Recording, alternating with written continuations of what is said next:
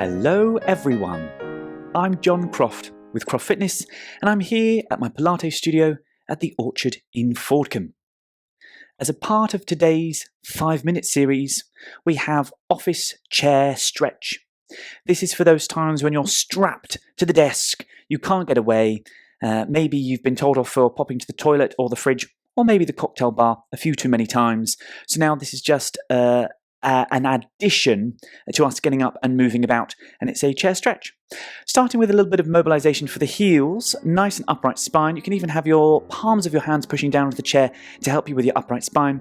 Alternating heels, we're just going to lift and lift and lift and lift, gently activating the calf muscles, but really thinking about mobilizing the extremities down there. And then when you're ready, let's do both at the same time, where we lift both heels up and down. Now we don't have much weight on top of the legs here, so it's not really going to be the best workout for the calves, but we're not here to get a workout. We're here to make sure that our body is moving, happy and enjoyable. And then when you're ready, congratulations, let the heels come down and stay down.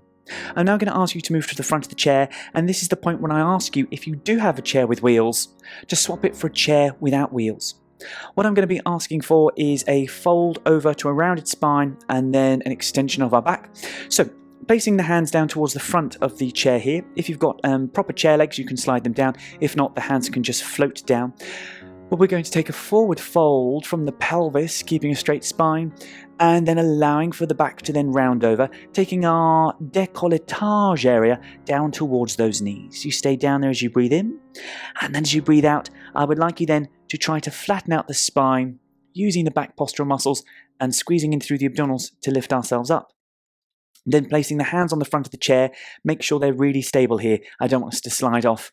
We're going to move the bottom just a couple of centimeters in front of the seat of the chair. We draw the shoulder blades down the back and we express the chest towards the ceiling. Just make sure as you do this move that you don't also flare the ribs, because it means the mid-back might stretch too much. So we keep the ribs soft. We're just sort of moving the shoulder blades down and lifting the chest a bit. Then the seat comes back down to the chair and we repeat the same process. So we reach forward and round. We stay down there for a breath in, and then as we breathe out, we straighten to lift. Hands on the front of the chair, lifting the bottom up in front. We don't lift the bottom far, it's just a couple of centimeters. Shoulder blades down the back, chest lifts, ribs soft. Come back to equilibrium as the bottom comes back down, and then we create the same thing again where we straighten forwards and then round down, stretching out the spine, staying down there for a breath in, and as we breathe out, we straighten out the spine and lift ourselves back up. Hands on the front of the chair, bottom easing off, and then shoulder blades reaching down the back. Make sure the ribs stay soft. Try not to push the pelvis forward. That's a different exercise. Not this one. And then the bottom comes back on. We'll do a final one just here where we reach, we round. We stay down there as we breathe in. And then as we breathe out, we're creating the flat back up. Hands on the front of the chair again. Shoulder blades down the back to lift the chest. Once the seat comes back down, or once we come back down on the seat, keeping the upright spine again, I'd like you to take an oppositional hand over a leg. So for example, if you're mirroring me, this will be your right leg, this is your left hand. Left hand on leg, you give yourselves a twist. If you've got an arm or a back of a chair, you can also hold on to those to give you a little bit of a movement. And then when you're ready, we're just going to come back to center. We can do that the same way 4 times, where we push against the hand to give us a bit of a twist. And then back to center. And then twist, make sure the abdominals are drawing inwards. And then back down. Oh, I've gone further that time. And then reach.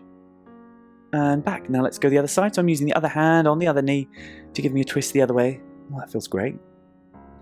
And then back. And then twist again. And then back. And then 2 more times to create our 4.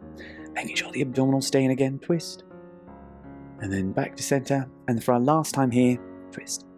So we've taken the back from the previous move through flexion extension. We just did rotations. Now we're going to go down a little bit lower to the hips. I'm going to ask you to take one leg up and over the other and allow for that thigh to ease outwards to the side. If this is a little bit tight, don't hesitate to have your supporting leg a little bit further away. Just make sure you don't slide off the chair. Here in this position, what I'd like you to do is to take a little bit of a lean forward, hopefully maintaining an elongated spine, try not to round in the upper back, and we're staying here just long enough to give ourselves a nice little bit of a hip stretch just there. This feels Amazing. Just through here, yeah. So it's the leg that's bent up and over. It's that associated hip. This is also stretching out some of the hidden bottom muscles. Not the large one. Well, it is the large one, but we don't need the large one to be stretched out because when we sit normally with the legs in front, the bottom's stretched. A bit of an issue for a lot of people who sit down too much, stretched bottom.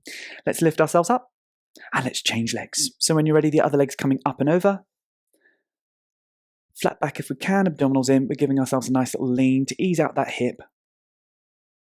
So all the other moves, they sort of kept on changing from sort of one movement to another. So we call those dynamic stretches. This one here is a bit more static. If you don't like staying in this stretch, then of course you can make it dynamic by sort of coming back up and down as you wish. So congratulations, that's us. 5 minutes flies. Doesn't time fly when you're having fun? Thank you very much for joining me here today, and I look forward to seeing you again very soon. Bye-bye.